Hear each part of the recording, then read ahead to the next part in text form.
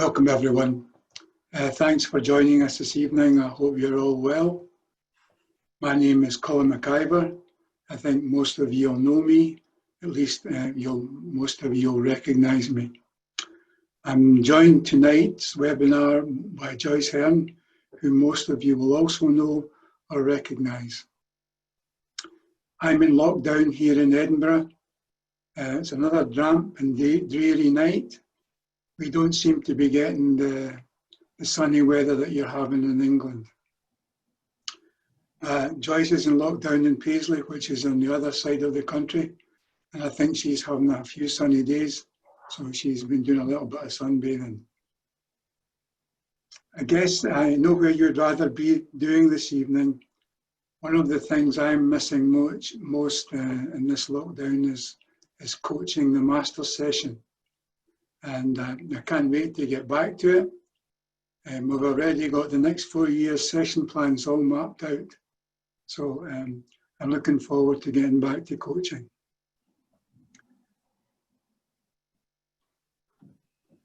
Just a couple of things before we start. Just to help with the smooth running of the webinar and to inform you of a couple of items that we won't cover. Firstly, there's the question and answer option, which you can use. We suggest that you try and keep the questions short and concise. And if you want any more detailed answers, then you can email us. If you put too long questions into that question and answer, we find it difficult to answer them. We'll be conducting a couple of polls during the webinar, and Joyce will be running these. So we'll take a little break from the slide presentation to run these polls. They only take a minute, and you just need to click on the answer.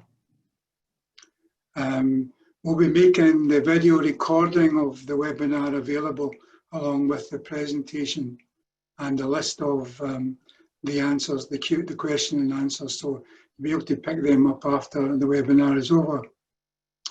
A couple of things that need to bring to your attention. The information we give tonight will be specific to the England clubs only.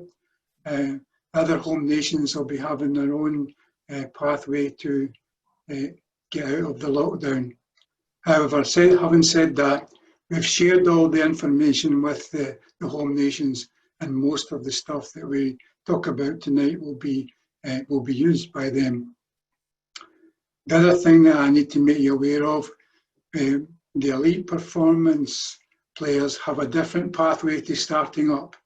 So these instructions and advice we give you tonight, they are purely for the club players. The definition of a performance player is someone who is on UK funding or Sport England funding. Any other player, including players on the England talent squad or anything like that, for this purposes are not classed as performance players, and they will have to follow the club guidelines that we're talking about tonight. And the last thing is that this webinar will qualify as a coach revalidation event. You can claim this one, but we'll be hosting several webinars over the next few months, and you're only able to claim the one. Okay, so you can claim this one as a coach revalidation event, but you'll only be able to claim one webinar as a revalidation event. We have a simple objective for the evening, and that's simply to provide you with information and guidance that will help you create an environment that will ensure that members can make a safe return to judo.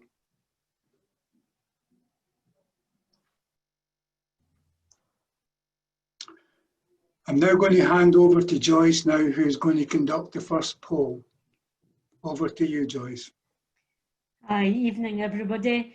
I'm just going to launch the poll just now, and the first question is, what's your main concerns about returning to judo? So just take a couple of seconds to think about it and then answer the question, and you'll only have a minute, so make sure you get your answer in. So I've launched the poll, so you'll be able to start answering now. I can see them coming in, so some quick fingers here.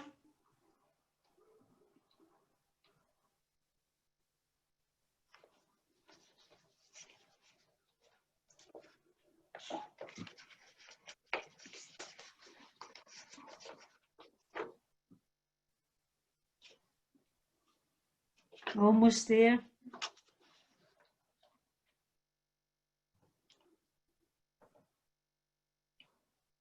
Just two haven't voted yet, but don't worry about it. And these votes are anonymous.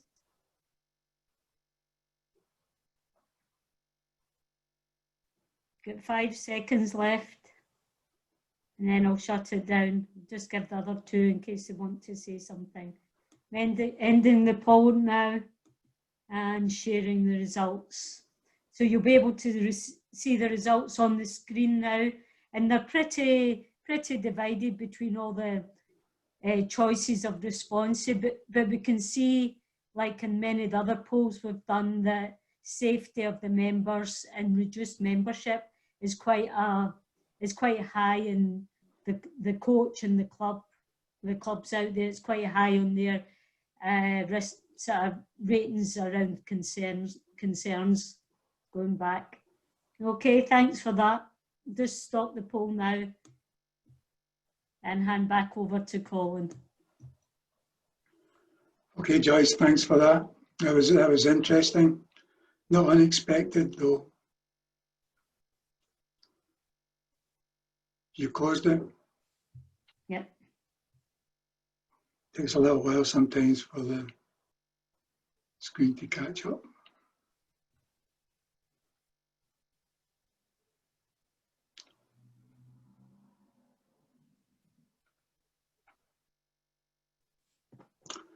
Okay, sorry, I moved on a little bit too fast there. I've split the presentation into 4 sections, which to me make logical sense. I'm quite a logical person, but it may not make sense to everyone. It's also, you might find there's some duplication in the sections, because it's quite hard to split everything into neat little packages. So we're going to talk about a safe return. That's a 5-phase return. And then we're going to have a look at the roles and responsibilities of the coach, what resources and support that we can offer, a little bit about membership, coach awards and insurance, and then what we're going to ask of you. So that's the 4 sections for the presentation.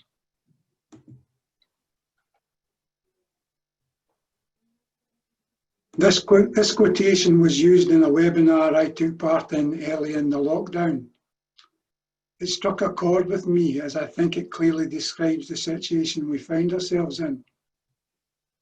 This pandemic is not going to be over for quite some time. It's going to be a long way back to what people are calling the new normal. We are faced with uncertain times and an unknown future, with no indication of when we'll come out the other side. The first few months has created knock-on effects for British Judo and will still be with us next year, and most likely it'll be 2022 before we fully recover. It will be challenging. We will have to change and adapt to new ways of working. We have been working with Sport England and UK Sport and have secured funding for the next financial year, although details still have to be finalised.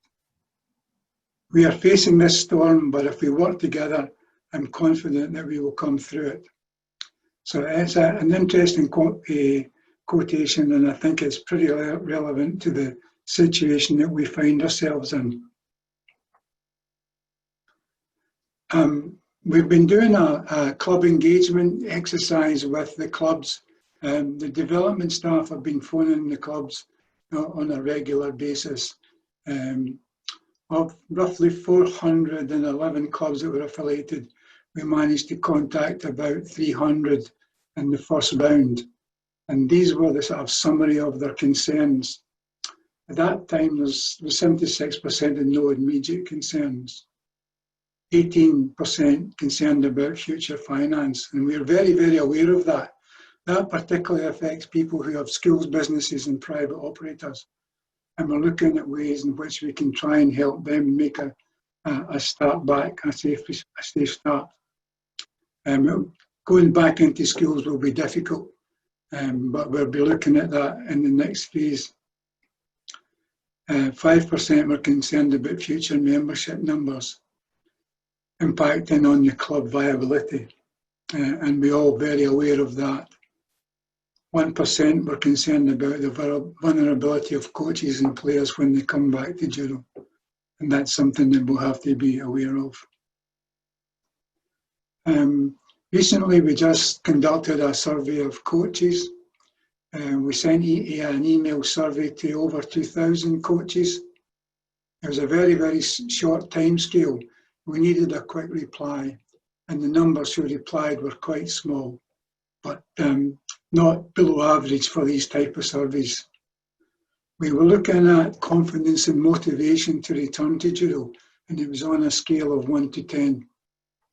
And you can see that 68% were very high to high level of confidence about the return, 13% average and 19% low. In terms of motivation to return, in the same scale of 1 to 10, 72% high level of motivation. And what concerns us is the 19% low level of confidence and the 20% low level of motivation. So it's quite interesting, and it gives us stuff to work with and things that we'll have to look at, issues that we'll have to address as we start looking at opening up and returning to play.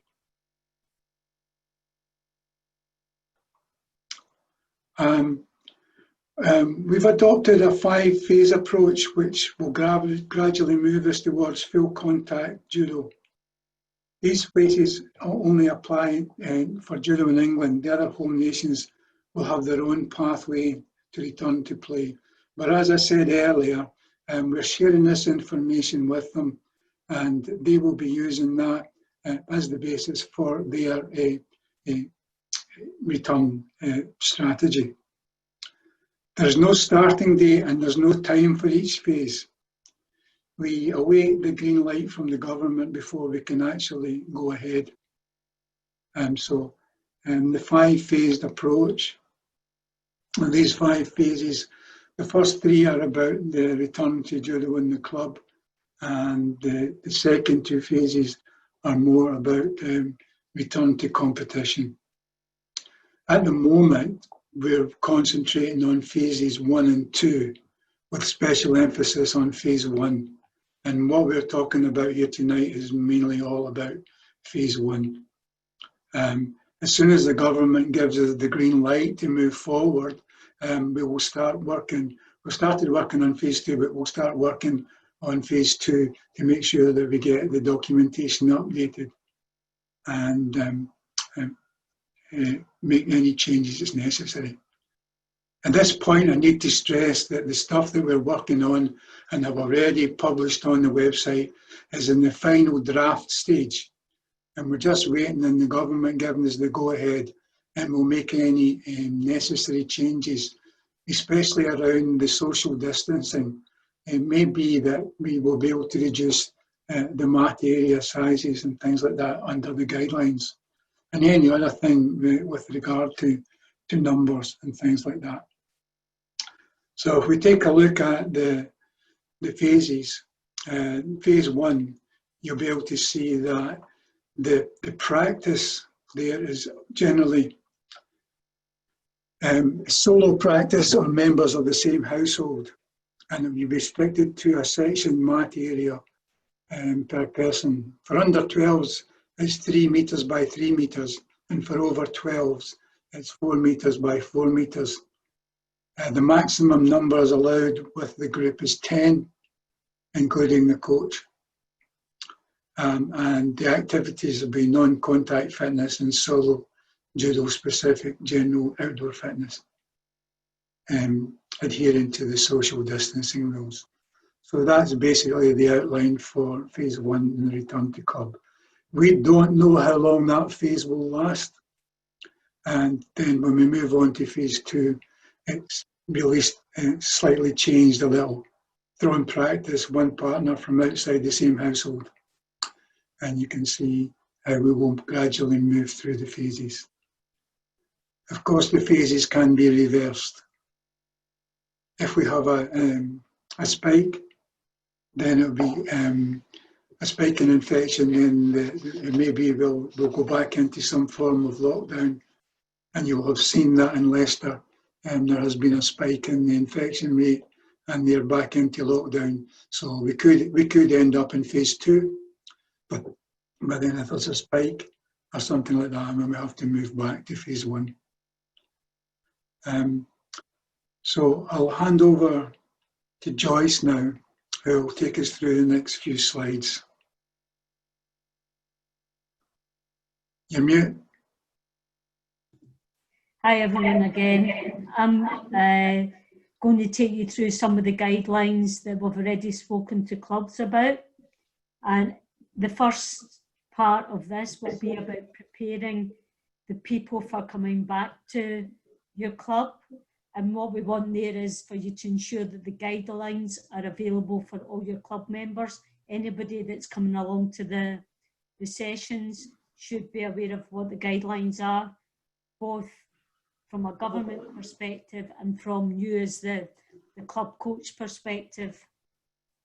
All areas, including car parks, toilets, changing rooms, anywhere where people will be coming and joining in the practice or arriving to spectate at the practice, should allow for social distancing. Again, as I said before, it'll be your job to make sure that all the members and the parents know exactly what to expect when they come back to the club.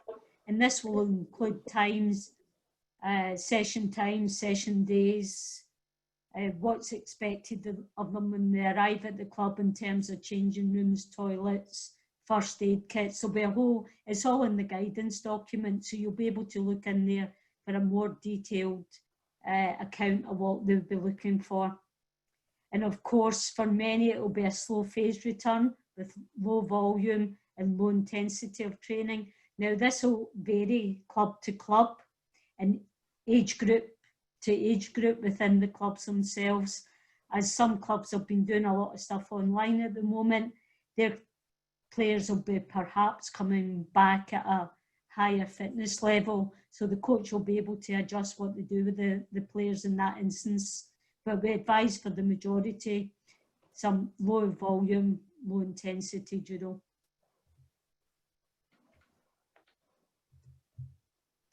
In terms of administration, each club will be expected before they start to sign a declaration form. Now this will be an online form. Colin will let you have a look at that later in the presentation. This will be an online form that the club just fills in and sends back to the BJA, and the person to send it to, their contact details will be made available.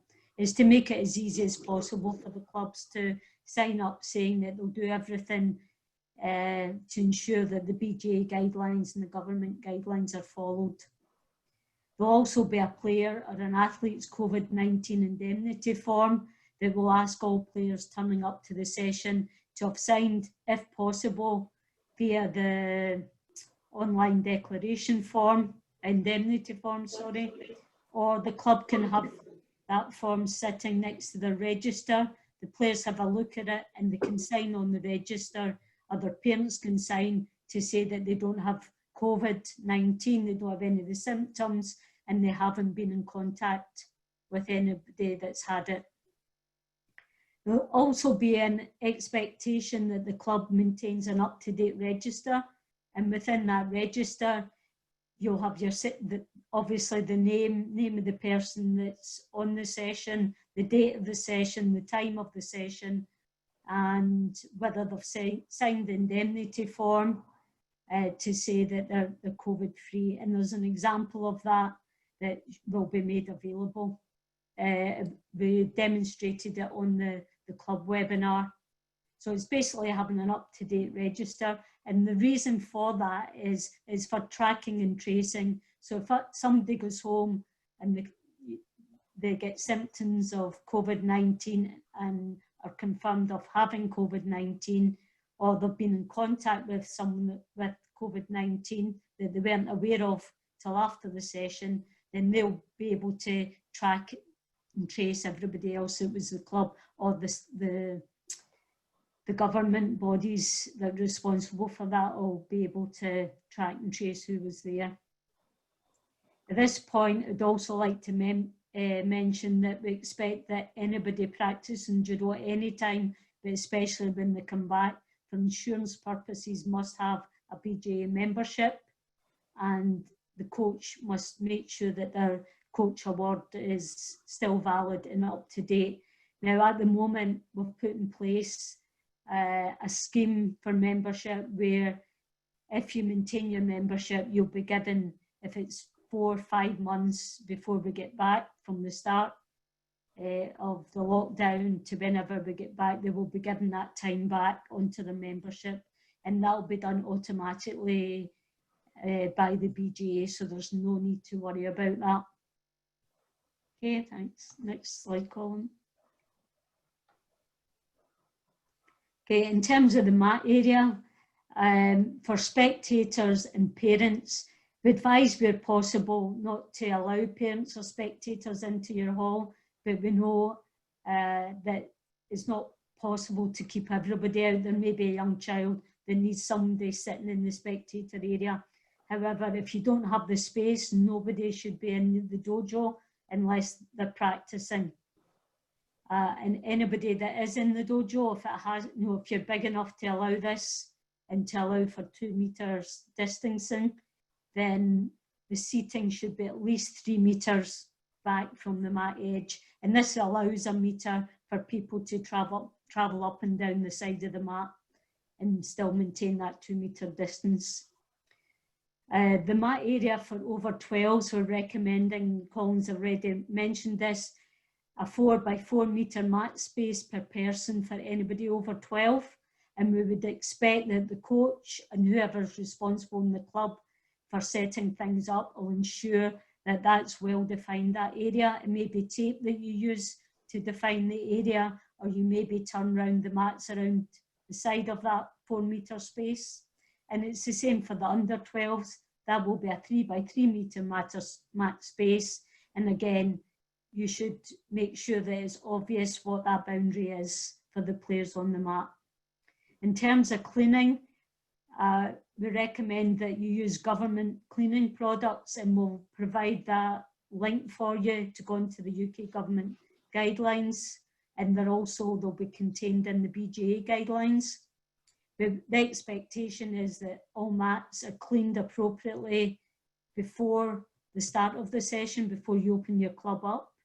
And then in between each session, the mat should be cleaned, as well as the surrounding area should be cleaned as well before you let the next group in. And at the end of the evening or the end of the day, when everyone's went home, again, there'll be a responsibility to clean every surface possible. And that's a big ask, I know, but at this point in time with COVID-19, I think it's important that we all maintain these levels of hygiene going forward. Colin, next slide. Okay, and this is just an example of the mat area, what it may look like at your club. And we've just took 2 examples, but in our guidelines, there'll be a few more examples for the club. So if we take the big one here, the small mat area, but it's more in focus here, a 12 meter by 7 meter mat area. You can see for under 12s, it's possible in this instance to get 6 under 12s on the mat plus the coach. For over 12s, this would only allow for 3 adults on the mat and 1 coach. And for many of you, I know that may be a challenge financially if you only can allow this number of players on the mat at one point. If you've got a 15 meter by 9 mat area, you'll be able to get 10 young people and 6 adults. So that's just some examples, and you'll find more in the guidelines. Next column. Okay. In terms of session content in the first phase, Colin's already went through this, but I'll go through it again. You must maintain social distancing at all time, unless it's somebody from the same household or the same social bubble. But regardless, everybody should still, if it's 3 under 12s, they should still have their own 3 metre by 3 metre mat area. It just means they can go into each other's mat area as long as they don't disturb anybody else in the surroundings. We'll be using at this stage shadow judo technique options, so shadow uchikomi, taisabake, sugiashi, judo break falls, and non-contact fitness activities.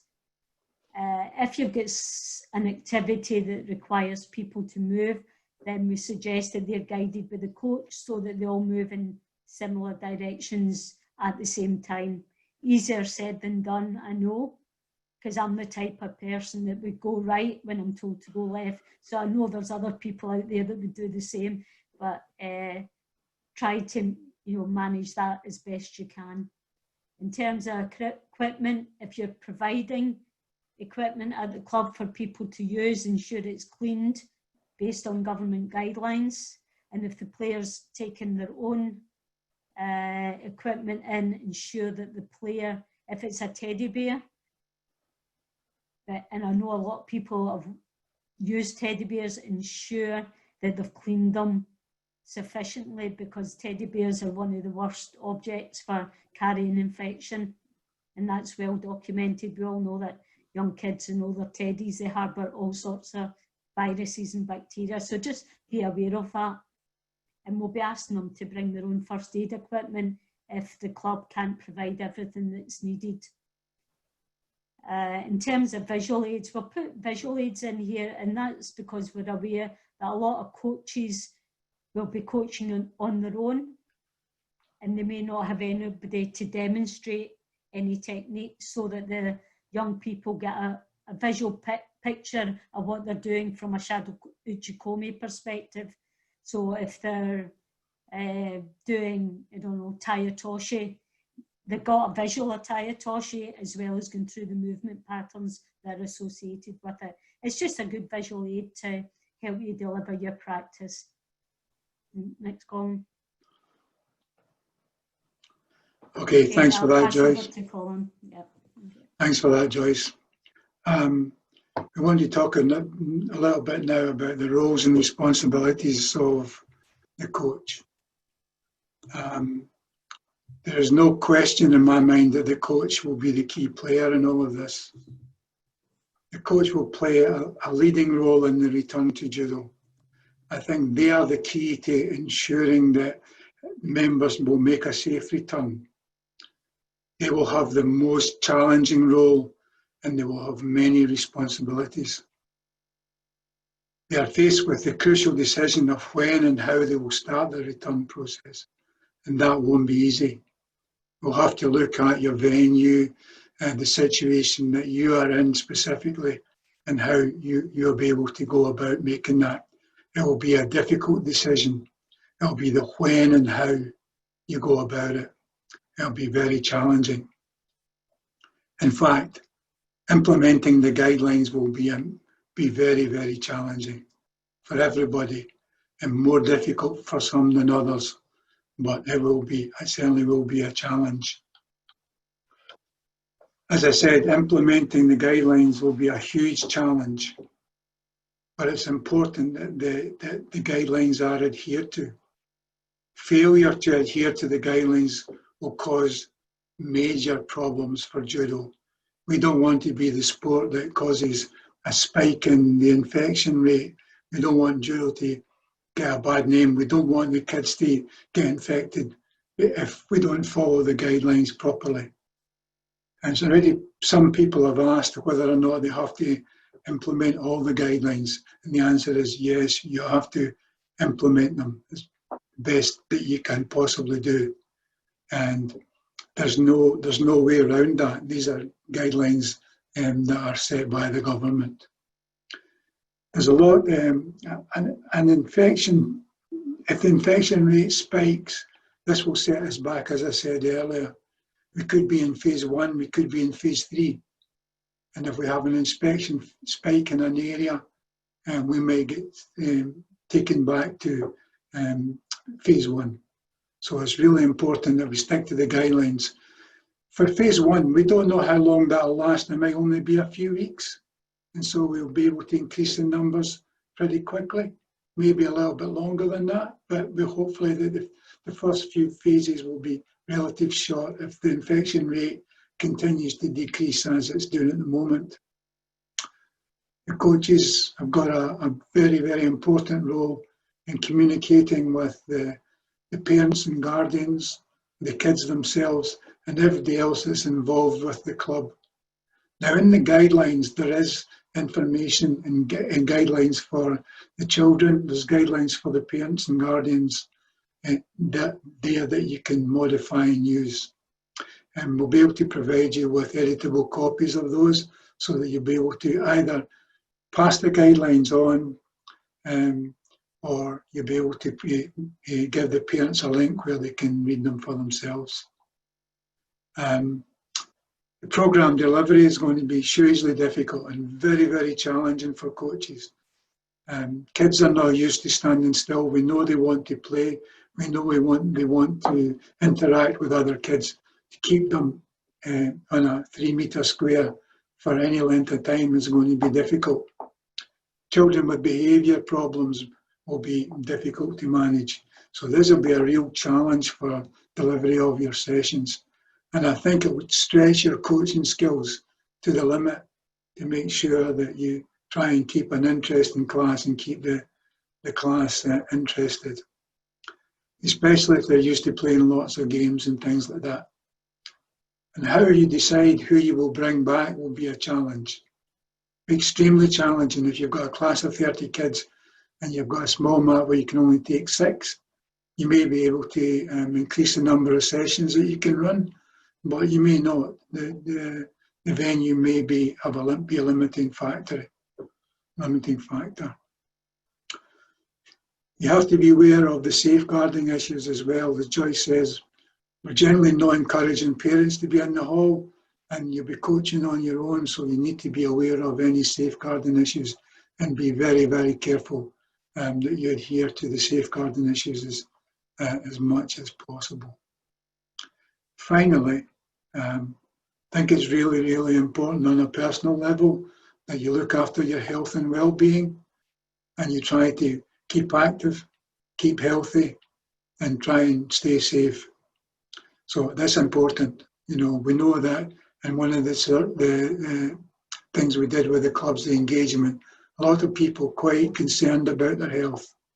You know, I'm quite concerned about it as well because I'm at the age where I'm at risk, more at risk than everybody else. So when I return to judo, I'm going to have to be particularly careful, and I think it will be a lot longer before I'll be back coaching the masters. Apart from the fact that we're probably 4 weeks behind in Scotland than you are in England, I'm in that age group where you need to look out and take special care. Now, as I said earlier, the coach is a prime mover in all of this, and they will have the responsibility of ensuring that we make a safe return to judo. It's going to be very, very challenging, but I think we can get through it if we work together and help each other and support everybody as much as we can. Okay then, so we've actually produced a wide range of resources, and most of these resources are downloadable. We're aware that there will be costs incurred in the restart, and we're looking at how we can offset these. We're looking at bulk buying posters and resources and signage and things like that, and making them available to clubs. Hopefully we'll be able to make that free, or we'll hopefully be able to get them at a very, very much reduced price. So we're very, very aware that there will be costs in restarting. So I'm going to move on to another short poll now, and I'll hand it to Joyce. She's on mute again. All right, folks, I'll just get up the next question for you. And this question is, how confident are you that your club can return to judo safely? And I'll just launch the poll. Give you a minute to answer. It's poll launched.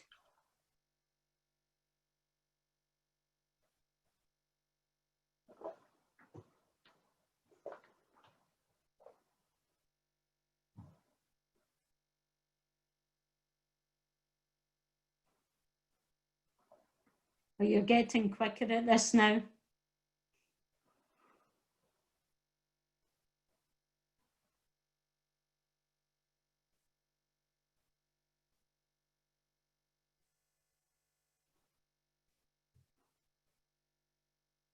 Few more seconds.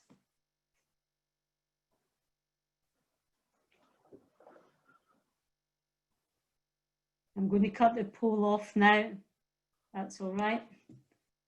And share the results with you. So this is good to see. 65% of you are in the fairly or completely confident category, which probably it matches, it correlates with other work we've done at the moment when we've asked a similar question. But the concern for us is probably down with the not confident and the slightly confident and somewhat confident. These are the people we will be looking to seek out and help as much as we can to ensure that they can get back to judo as soon as possible. And we know some of those will be about mat side and some will be about member size and finance. So thanks for sharing your thoughts here with us. Thank you. Back to yourself, Colin. Okay. Thanks for that, everyone. I hope all the stuff that I'm giving you today is not making you less confident. Probably things will turn out not to be as bad as we think they are at the moment. We're probably looking at the worst case scenario, and we will make it back a lot easier than you think it's going to be. So keeping my fingers crossed, we'll try and do all the right things and help you as much as you can. And we are there to help and make use of us as much as you possibly can.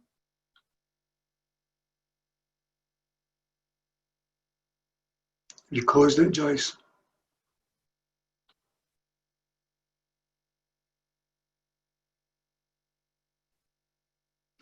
Screen seems to have stuck.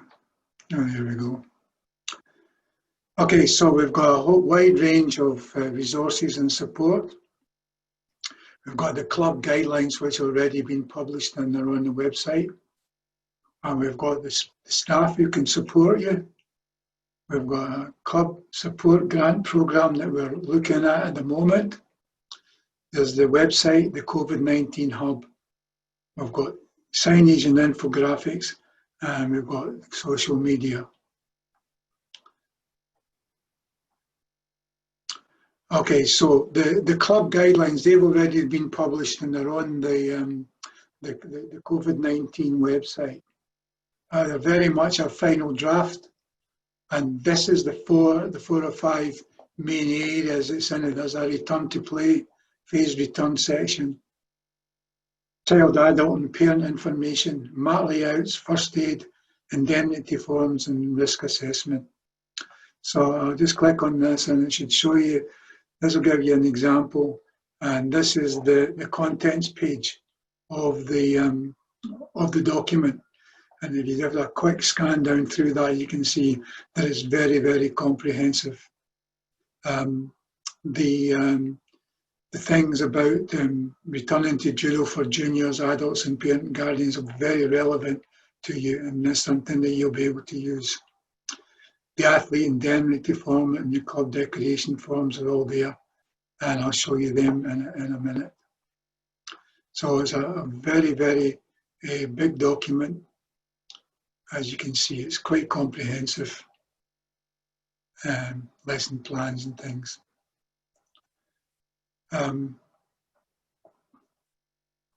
So this is the guidance, and these are the indemnity forms here. And this is the risk assessment templates. That's examples. And this is a blank one, and this is the one for the session plans. I'll bring this up. This is the COVID-19 website, and this is where all the downloadable documents are. So if we look at the club declaration form, it's a very, very simple form, and it's editable. So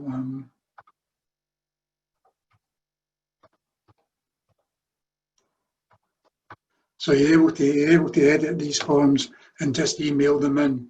So you just need to type your name in. It should be easy enough for every club to complete and send them in. And they go to Sarah Walker at the BJA. The athlete indemnity form, sorry, I'll go back. The athlete indemnity form, yeah, is the same. It's editable. Oops, can't even spell my own name. I won't bother. But it's easy enough, and then they can send that into the club. Unfortunately, these have to be done before each session. That may be something that gets relaxed later on, but we have to start off with that. Colin can just come in there because it will still be possible for the clubs to have the form next to their register and for people to see it and then sign next to the register to say that they're COVID-free. So that's an option for those that don't have access to electronics equipment. Okay, so here we are.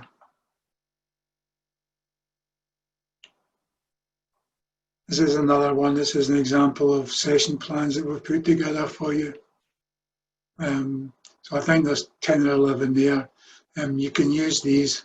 They involve games and things like that. They're all based on, like, you know, kind of shadow, uchikomi and that kind of training. Just use them, don't use them, modify them if you find them useful.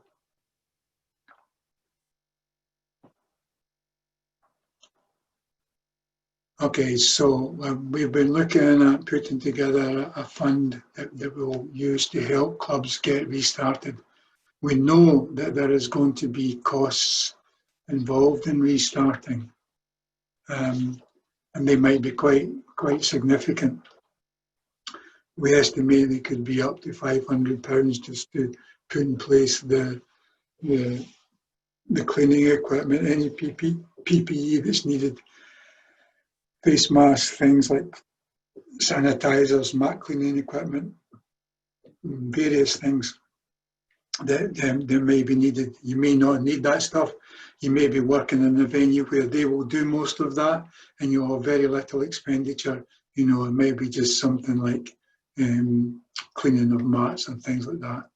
Anyway, so we've been putting together, been working with the England areas, the British Judo Trust, the BJA and Sport England, trying to put together a fund that we can use to support clubs get restarted. So far, our work with Sport England has not been successful, but there's other funds that we can apply to, and we're trying to put that money together. Some of the areas have agreed in principle to support the fund, but they are looking for further details before they'll fully commit themselves. But regardless, I think the BJA is going to go ahead anyway and create the fund. So the fund can be used for encouraging your members to return to judo, support your coaches, and provide resources that enable your club to reopen, and support coaches and members by enabling them to retain their coaching qualifications. The fund is limited to £500 per club, That's the recommended amount that we're actually saying at the moment, and that's just for the first round. There may be a second round depending on how much money can be raised and put into the fund. This is the grants programme documentation. It's all ready to go once we get the fund in place and we've got the green light from the government to help you start up. It can be used for things like maybe paying the venue for a couple of months to get you over a hurdle and various things. If you've had a previous grant from anywhere, a business grant or something else, it doesn't necessarily ban you from getting another grant, but you will have to declare it. So this is the programme here, and it's got a very, very simple application form here that you have to fill in and get it in. And we're hoping to turn these round almost immediately. Once the grant's coming in, the panel will meet and make a decision on the grant, and the money should be in your bank within a couple of weeks. We don't know how much money we'll raise, but we're trying very hard to get Sport England to contribute. That's the club support grant. Staff support is a big issue for us. The sport director is particularly keen to help you. Once we start opening up, all members of the sport directorate and development team will be allocated a geographic area, and they will be your contact.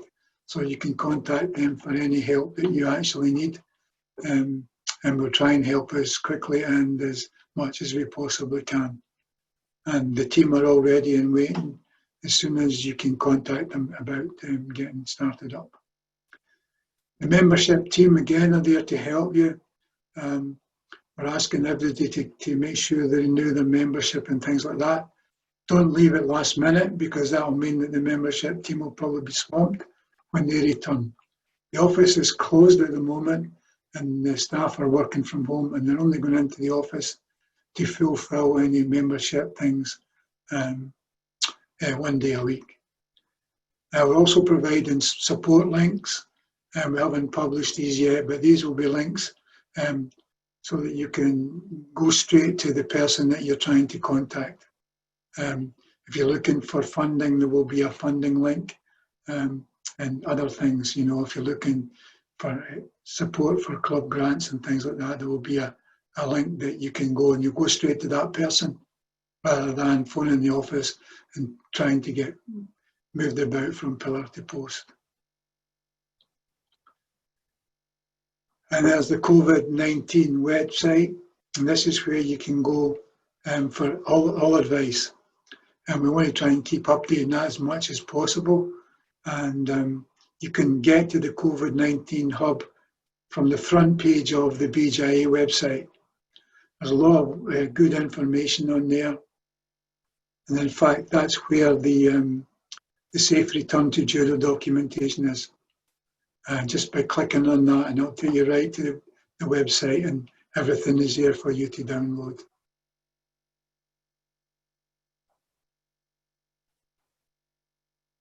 Okay, so we've put together a lot of signage and infographics that you'll be able to download as well. And these we've looked at the cost of these, and again, this is something else that we're looking at, where we can try and reduce the costs of getting these things printed. This is where the club grant will come in if we can get it together. We'll help pay for this kind of signage and infographics. Ben Pollard, our communications man, has done a great job, I think, in putting these all together. And you can download them. So they're all there. They'll be on the website and already on the COVID-19 website. And this one here on the right-hand side is what to do if you've got a confirmed or suspected confirmed case. So this is the infographic for real, and there's two pages of it. This is how you deal with a suspected or confirmed case. And this is the second page. This is about the return to play. This was based on the high performance one, but it's pretty relevant for everybody. And all these infographics are there ready for you to download if you should need them. The venue might be providing signage and you may not need to do that. But these ones here, the one about the 3 metre space maintained between mats. This is only some of them, of course. Okay, so that's the signage that we've put together. And we've also got social media stuff that we're pumping out all the time. And if you log on to the Facebook, you should see these. And if I can ask you to share them as widely as possible. This is just 2 examples of the stuff that comes out. You should also get them direct to your email. If you don't get them direct to your email, it's probably because you've opted out. And I suggest if you want to start getting stuff from us, that you go onto the dojo, log into your membership, and update your profile so that you can tick the boxes that allow you to receive communications from us. So that's going on to the dojo, update your profile to amend your communication. Things that you put in, probably put them in when you first took out membership on the dojo and never changed them. That's also important if you're not getting Matside magazine, and you're not getting information about Matside magazine, it's probably because you've ticked no communication box on the dojo. So have a look at that, it's worth doing. There's good stuff, especially this time where we'll be sending stuff out. Okay.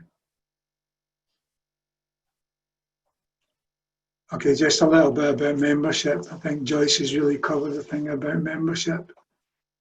It's basically about the membership extension. I did say there'd be some duplication, but a membership will be extended.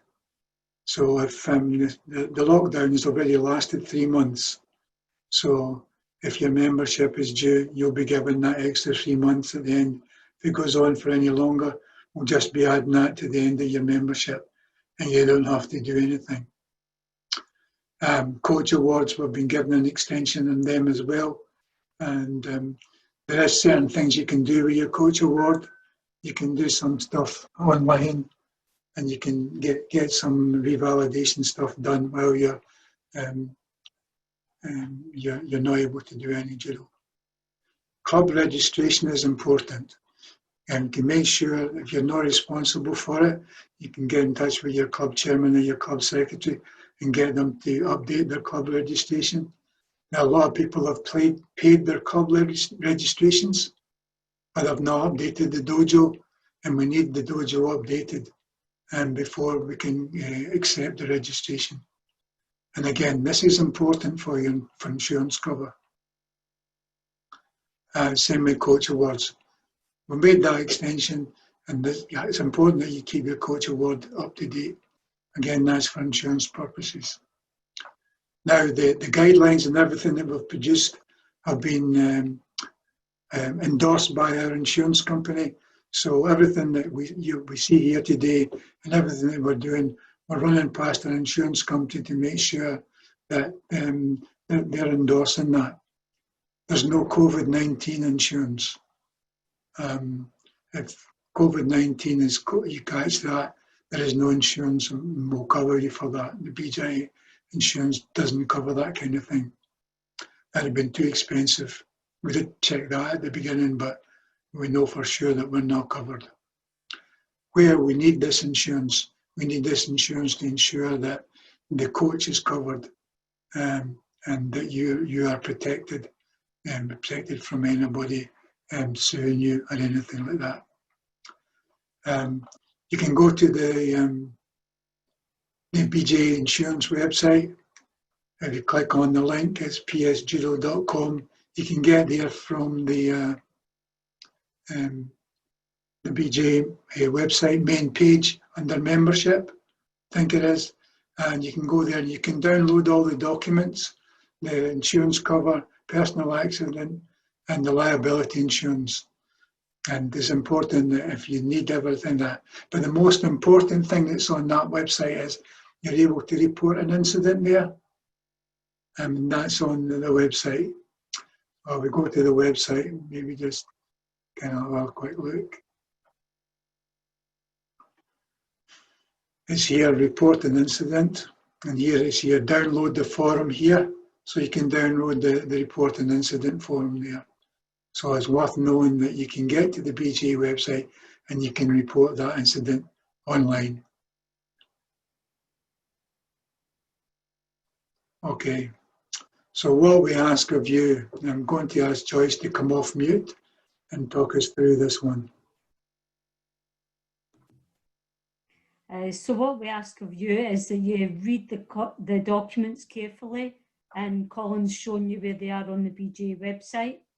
You prepare your club and venue and consult with venue owners where it's not your own club. Ensure that you follow the government and the BGA guidelines, and I would add to that the safeguarding rules for vulnerable adults and young people, children still apply here. That you complete the risk assessment. So that's for the venue, the mats, equipment cleaning, signage, social distancing, hygiene and general safety. Again, these guidelines will be found on the main document. We ask all clubs, and if you're the lead coach at your club, I would say that it's your responsibility to make sure that this is done. So complete and sign the BGA club declaration form before you're opening your doors and beginning your indoor sessions again. And send these to Sarah Walker at britishjudo.org.uk. Sarah's going to be busy, I think, at this point. Again, like I said at the beginning, ensure that you contact the parents and players to inform them exactly what's expected on the return to judo. We don't want any surprises or misconceptions of what's going to happen when they arrive at the dojo. And all participants should complete and sign the indemnity form before each session, whether that's online before they come along or if they sign the register to say they've read and understood it and don't have any signs or have not been in contact with COVID-19. And again, follow the general BGA safeguarding guidelines. Okay, thanks for that, Joyce. And our final poll. Last poll of the evening. So this question is, where do you think British Judo can best support your return? So what can we do to help you get back to judo? I'm just going to launch the poll. It's your chance to vote now. I've already answered some of these questions privately to some of the coaches out there this evening.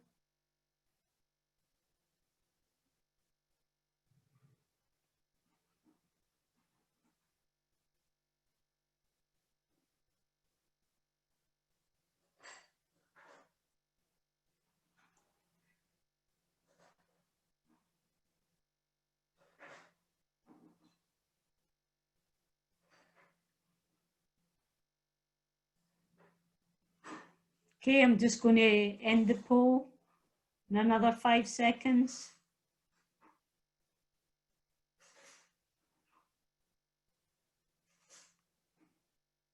So if you've not had your chance to vote, I'm going to be turning it off now and sharing the results with you. So here you can see it's quite evenly split between safeguarding guidance, creating a safe environment and providing resources. And I can say on behalf of the BGA that we will do our utmost to ensure that the clubs are supported as much as we can in these, based on these asks that came from you tonight. I'd be interested to know what the other were. And of course, our development officers are always there to offer the support when and if required. So make use of our development officers out there because they are really keen to help you get back to judo. Right, thank you for that. Joyce, is there any questions that came in the question answer and that you feel like you could answer online? Yeah, I've answered quite a lot of them online, and we will be producing a frequently asked questions list, but I'll go through a couple of them at the moment. And there's two come in about how did they apply for revalidation based on the event tonight. Well, from the list of participants tonight, we will be able to create a list of those that have been there and pass it on to our coach and administrator, and she will do that automatically for you on our website. So there's no, on the dojo, so there's no need to worry about that. It may take a week or so to get on, but it will get on because our workload's quite high with other things at the moment. We also have a question around the grading syllabus and the offering of alternative phases to move your player from grade 2 up 2 or 3 grades at a time in short succession when we come back. Did you understand that one, Colin? Yes. Yep. That's something we would need to look at. There has been talk around it, but there's been no decision made. I think Yeah, offering that's a right. free grading for those that are going to be entering competition like national championships. We know sometimes some of those players have, you know, get graded quite quickly over this time so that they can compete there. However, there's yet to be a decision made on that. Yeah. Okay, I think we'll be sympathetic to a lot of requests. So any requests, we can actually look at them individually. Mm-hmm. There's a question here about BJA membership numbers and how do the levels compare now to last year at this time? Well, we had a very, very good year last year. We ended up, I think, about 1,800 members up on the previous year. And we closed the shop on the 19th of March. And in the next 2 weeks, we lost 1,000 members. And I think the membership from the 1st of April to now has been less than 400. And we've got a loss of income, a huge loss of income. It's all budgeted for. We've actually got permission from Sport England to support the organisation using funding that we haven't used for other purposes. UK sport funding, because of the international players have not been going to events, we've been given the permission to use some of that money to underpin the association and to keep us going this year.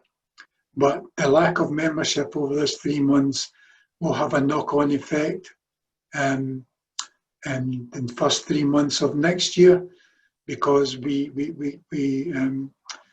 save some of the money from membership.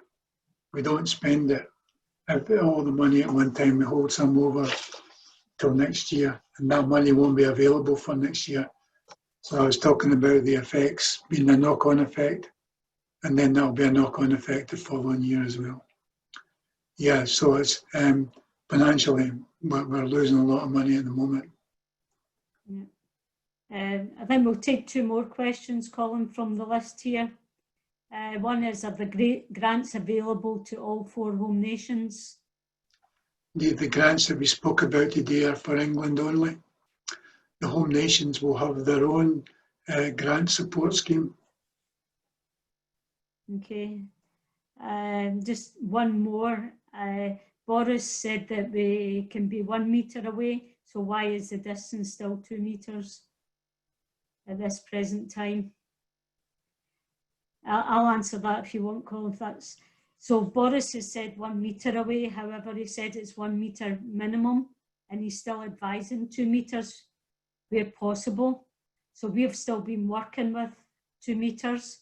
However, when the guidelines come out, hopefully in the next couple of weeks, we will reevaluate that, and we're ready. We've already got our documents scaled to change from 1 metre or 1.5 metre distance. So we'll make a decision on that depending on what the rules will be for indoor sport, because that may still be 2 metres. We don't know yet. So I hope that answers that question for you. Okay, thanks for that, Joyce.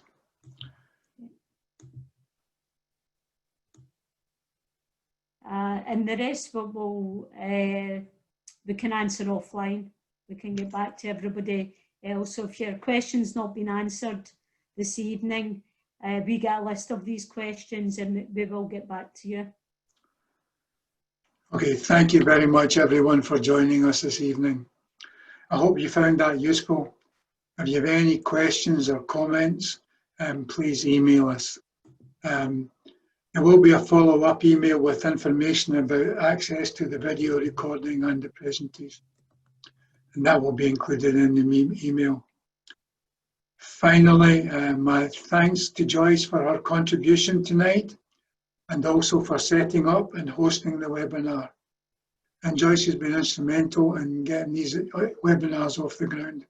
And I think she's done a sterling job. We've done 3 so far, and we've got a list of how many, Joyce?